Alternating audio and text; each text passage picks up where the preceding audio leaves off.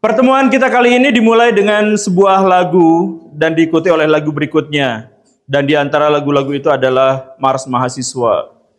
Kepada para mahasiswa yang sebagian menyanyikan, sebagian tidak menyanyikannya. Lagu itu sebenarnya dibuat di kisaran tahun 1998 ketika reformasi bergolak di Indonesia dan pemerintah, DPR, dan semua instansi negara itu didemo habis-habisan oleh mahasiswa. Mahasiswa menyanyikan lagu itu, menciptakan lagu itu untuk menguatkan barisan. Tapi sebenarnya ada masalah dari lagu itu. Di sini ada yang hafal lagu itu? Hafal?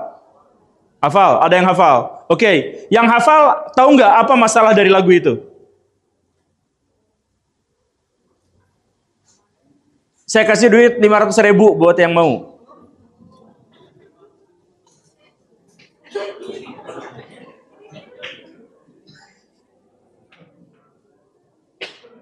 Sejuta deh. Oke, tidak ada yang tahu ternyata ya. Jadi sebenarnya lagu itu bermasalah pada bagian bahwa lagu itu belum punya akhirnya. Lagu itu panggilan untuk seseorang, tapi nggak untuk ngapa-ngapain. Kan ending lagu itu adalah, wahai kalian yang rindu kemenangan, wahai kalian yang turun ke jalan, demi begini. Terus apa?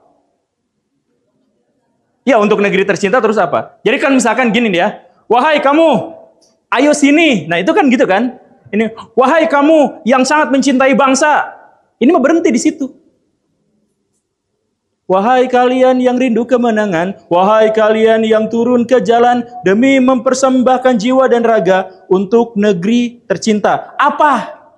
Udah dipanggil wahai. Apa? Kamu merindukan kemenangan? Iya. Mencintai bangsa? Iya. Ya udah. Nyadar gak? Saya menantang bagian akhir dari lagu ini kepada mahasiswa-mahasiswa di Indonesia dalam berbagai seminar dan diskusi, dan tidak ada yang bisa jawab itu. Padahal lagu itu dari tahun 1998 sampai tahun 2024 masih dinyanyikan. Artinya apa? Sudah 26 tahun lagu itu berkumandang, belum ada satupun yang bisa mengakhiri lagu itu. Kenapa? Karena nggak ada yang nyadar. Kenapa nggak ada yang nyadar? Karena bahkan level mahasiswa pun sebenarnya mereka tidak kritis pada apa yang mereka dengar, apa yang mereka lihat, apa yang mereka rasakan. Bahkan lagu itu dikumandangkan 26 tahun pun endingnya apa? Nggak ditanyain. Itu kan harusnya ditanyain. Wahai kalian yang rindu kemenangan, wahai kalian yang turun, dan seterusnya. Tapi ternyata mahasiswa yang katanya agent of change, kata Akang Ketua BEM tadi, ternyata juga belum nyadar. Makanya saya ajak kalian semua di sini untuk bikin akhir dari lagu itu. Karena perjuangan tentu saja belum selesai dan malah makin berat sekarang. Dan itu ada di tanggungan mahasiswa-mahasiswa. Nah, sekali lagi pertanyaannya adalah kenapa tidak ada endingnya? Kenapa masalah dari lagu itu tidak diketahui? Ya karena sedikit di antara kita yang terbiasa untuk berpikir kritis. Kenapa hanya sedikit di antara kita yang berpikir kritis? Ada jawaban berikutnya dan ini cukup mengerikan. Pernah sekolah? Siapa di sini yang pernah ranking 1 di sekolah? Atau yang nilainya tertinggi di antara teman-temannya?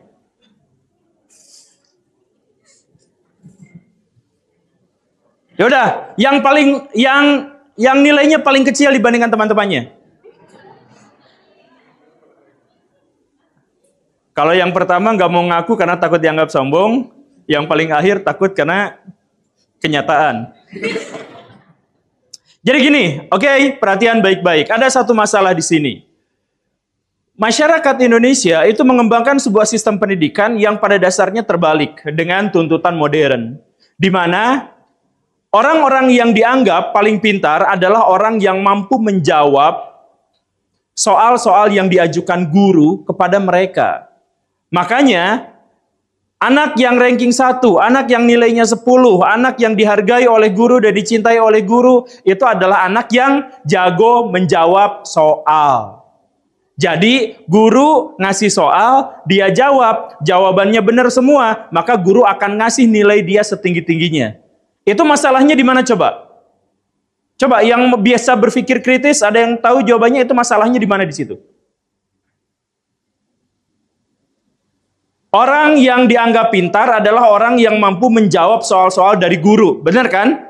Di sekolah gitu kan? Bahkan untuk bisa dapat nilai kalian harus ulangan dulu kan? Ulangan dulu, ngerjain soal, baru kalian dianggap pinter kalau jawabannya benar. Gitu kan? Nah, itu sebenarnya adalah kriteria yang tidak benar-benar menunjukkan kecerdasan kalian. Karena apa? Karena gini, pertama, namanya saja ulangan. Ulangan itu artinya apa? Mengulang. Mengulang dari apa? Materi yang disampaikan sama si guru. Kalau misalkan ada guru, kemudian pengetahuannya dikasih kepada kita, kemudian diulangankan untuk jadi ujian dan dinilai, artinya selamanya kita tidak akan bisa lebih cerdas daripada si guru itu. Benar kan? Karena ulangan, judulnya aja ulangan. Kita dianggap cerdas hanya ketika mampu mengulang materi yang dikatakan si guru. Kita dianggap pinter kalau kita mampu mengulang apa yang pernah kita dengar di bangku sekolah dan sekarang kuliah. Nah, ini masalahnya. Karena gini, menjawab itu sebenarnya tidak kritis. Menjawab itu sebenarnya apa? Hanya mengulang. Dia itu bersifat reaksi. Aksinya adalah guru ngasih soal, kita bereaksi dengan menjawab. Artinya apa? Bereaksi. Bukan berarti bereaksi itu salah, tapi bereaksi sebenarnya tidak menunjukkan kecerdasan seseorang dalam pengetahuan. Yang menunjukkan kecerdasan itu di bidang apa? Ketika dia bertanya. Jadi orang-orang di negara yang sudah maju, dia dinilai cerdas atau tidak didasarkan pada sejauh apa dia mampu mengajukan pertanyaan yang kritis. Pertanyaan yang susah dijawab sama guru. Jadi ada yang mau ditanyakan? Pak, saya mau nanya Pak. Ya, kenapa saya harus bertanya? Nah, di negara yang sudah mapan, pertanyaan itu akan dihargai sebagai bentuk dari improvisasi otaknya. Karena gini, yang dimaksud dengan berpikir, salah satu definisi yang paling umum, itu adalah proses tanya jawab dalam benak. Itu mikir. Coba kalian mikir tapi nggak nanya, bisa nggak? Saya misalkan mikir ya, kenapa dosen itu killer banget ya? Itu mikir kan? Kan dimulainya dari pertanyaan. Jadi pertanyaan itulah sesungguhnya adalah produk pikiran kalian. Apa sih? Pertanyaan itu adalah produk pikiran ketika kalian mampu menghubungkan informasi-informasi yang sebelumnya sudah kalian ketahui. Jadi ada informasi guru, ada informasi killer. Maka kemudian disambungkan sama otak kita. Kenapa ada guru killer yang akhirnya akan membuat kita, mendorong kita untuk menemukan kesimpulan baru. Maka pertanyaan paling bagus itu sebenarnya adalah, kenapa orang-orang di Indonesia dinilai berdasarkan jawabannya? Padahal seharusnya dinilai berdasarkan sejauh mana dia mampu mengabstraksi sehingga menghasilkan pertanyaan-pertanyaan. Ternyata pendidikan kita sistemnya doktrin. Kita dikasih ilmu dari orang yang dianggap memiliki otoritas. Kemudian kita ikuti saja apa yang dia mau. Dan kita harus mengulang saja apa yang dia tahu. Dan itu dianggap sebagai sebuah keberkahan. Nah, inilah yang akhirnya menciptakan degradasi generasi. Dari hari ke hari generasi Indonesia semakin lama semakin tidak makmur, tidak kritis, tidak sejahtera, dan tidak bisa mengeksplorasi alam. Karena apa? Karena tidak bisa dan tidak dibiasakan untuk bertanya. Makanya ketika tadi nanti ada pertanyaan, nanti kita akan ada forum diskusi ya. Forum diskusi adalah salah satu forum paling sedikit diminati di Indonesia. Sekarang jumlah orang di sini ada berapa? Kata panitia sih sekitar 100-an katanya. Coba kalau misalkan yang dilaksanakannya itu konser. Bahkan band lokal pun itu bisa menyedot sampai ribuan orang. Karena apa? Karena hiburan. Tapi kalau misalkan diskusi, bahkan diwajibkan pun males datang. Karena apa? Karena kita tidak biasa bernalar, tidak biasa berdiskusi, tidak terbiasa untuk berpikir. Nah, pertanyaan balik lagi, kenapa kita tidak biasa bertanya, kita tidak terbiasa untuk berpikir? Ini balik lagi, sistem feodalisme kita. Kultur feodalisme kita yang menganggap bahwa kata-kata hanya boleh dikatakan oleh orang-orang yang punya otoritas di kasta tertentu. Ini konspirasinya datang lagi. Contohnya ginilah. Kalian pernah ngalamin nggak? Ini saya yakin kalian ngalamin, makanya wajah kalian tuh gini semua. Nggak, saya nggak body shaming. Ekspresi wajahnya kalian tuh gitu. Oke, gini. Rata-rata anak di Indonesia pada usia 2 tahun sampai 5 tahun itu mengajukan pertanyaan sekitar 300 pertanyaan per hari. Rata-rata. Dan kalian pasti ingat 99% pertanyaan itu ketika diajukan kepada orang tuanya mengabaikan, tidak mau jawab, atau bahkan marah. Kamu teh banyak ngomong sekali. Kamu teh banyak nanya sekali. Cerewet kamu mah gini. Bahkan di Indonesia anak yang baik itu dianggap sebagai anak yang anteng, yang pendiam, yang mau diatur. Dan akhirnya apa? Anak-anak di Indonesia mengalami trauma belajar akut. Kan gini. Proses berpikir dimulai dari bertanya. Waktu kecil kita selalu bertanya. Karena waktu itu kita tuh sedang berpikir, dunia tuh kok begini, kan baru lahir kan? Dunia tuh begini, kok langit biru, kok daun hijau, kenapa ada orang yang bentuk mukanya seperti ini, ada yang bentuk mukanya seperti ini. Kita tuh banyak pertanyaan, membeludak, itu proses berpikir, neuron-neuron dalam otak itu saling bertautan satu sama lain. Kita tuh dipaksa untuk bertanya sama otak kita untuk belajar. Tapi luar biasanya apa? Orang tua kita banyak diantaranya yang mengabaikannya dan akan memarahinya. Kalau misalkan anak banyak bertanya. Akibatnya apa? Anak tidak lagi mau bertanya. Ketika anak tidak mau bertanya, anak tidak mau berpikir. Dan ketika anak tidak mau berpikir, SDM Indonesia rendah. Ada jawaban yang simpel misalkan. Di Jakarta itu macet luar biasa. Gimana cara mengatasi kemacetan? Pusing 7 keliling, gak kepikiran sampai sekarang. Di wilayah di sini di Cirebon, banyak sekali masalah pungli dan korupsi. Gimana cara mengatasinya? Pusing 7 keliling. Karena tidak terbiasa untuk berpikir. Kenapa tidak terbiasa untuk berpikir? Karena tidak biasa untuk bertanya. Bahkan ketika level kampus pun, ketika mahasiswa dikasih sama dosen, nih tugasnya ini silahkan kalian kerjakan. Yang mereka lakukan biasanya adalah, kalau dikasih tugas makalah apa? Datang ke Google, copas dari internet, nama penulisnya dihapus, ganti jadi nama kelompok, diajukan kepada dosennya, Pak ini tugas kami sudah selesai, nanti pas presentasinya dibaca. Di mana proses berpikirnya? Ngetiknya enggak, copas. Nyari dari internet, ya enggak, cuma disuruh sama dosen judulnya ini, ya langsung diketiplek-ketiplek dipindahin ke Google. Setelah itu nanti pas presentasi juga enggak mikir, langsung aja dibacain di situ. Jadi proses berpikirnya mana? Level mahasiswa loh. Saya enggak ngomong ini SD. Level mahasiswa, proses berpikirnya di mana?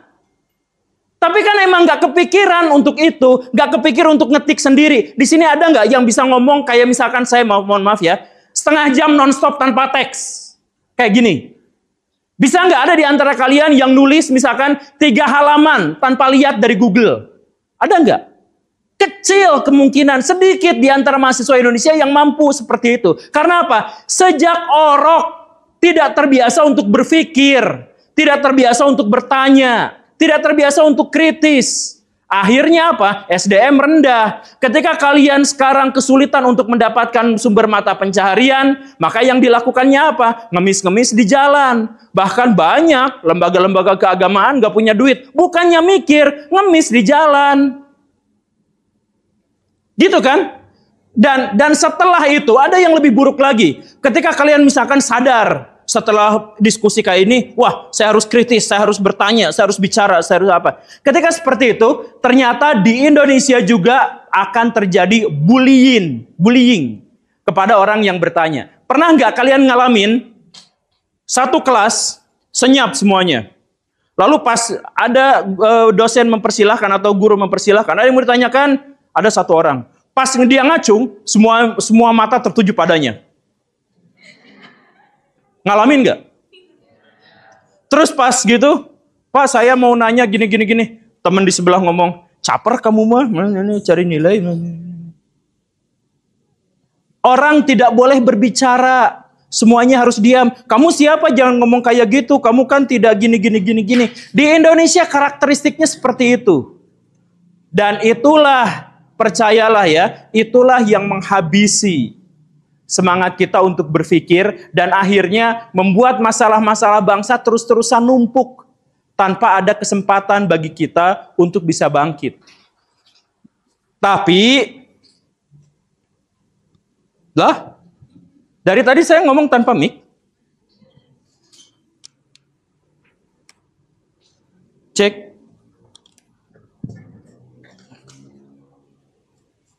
Tapi udah cukup terdengar ya. Ngapain pakai mic tuh? Malah nggak enak. Enakan gini. Mana yang enak? Dengan atau tanpa? Tanpa ya. Nggak penting. Tapi biar keren aja di sini.